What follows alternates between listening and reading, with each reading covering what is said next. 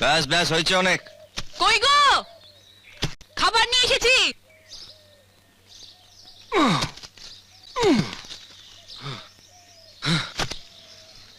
আজ থেকে তোকে আলাদা সংসার করতে হবে।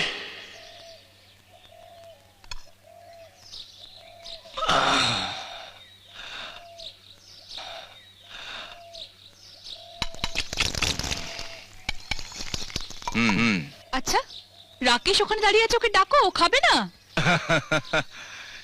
রাকেশ, আরে এদিকে আয় ভাই, একসাথে খাবো আয়।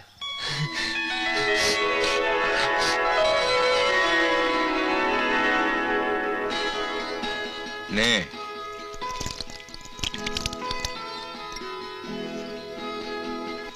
সবসময় দাদা আমায় খাইয়ে দেয়, আজও আমি দাদার হাতেই খাবো।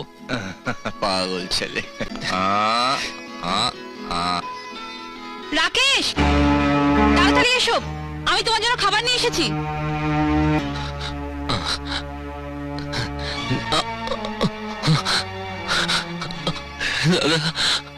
রাকেশ,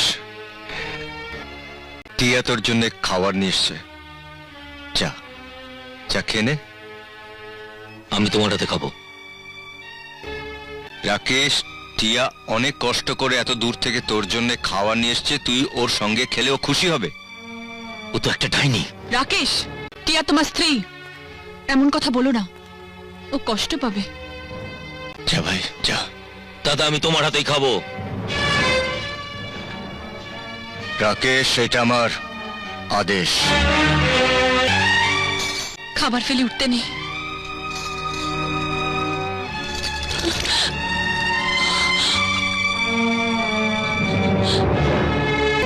তোমার জন্য আমি আমার নিজের পছন্দ মতো রান্না করেছি, পেট ভরে খাও, বুঝলে?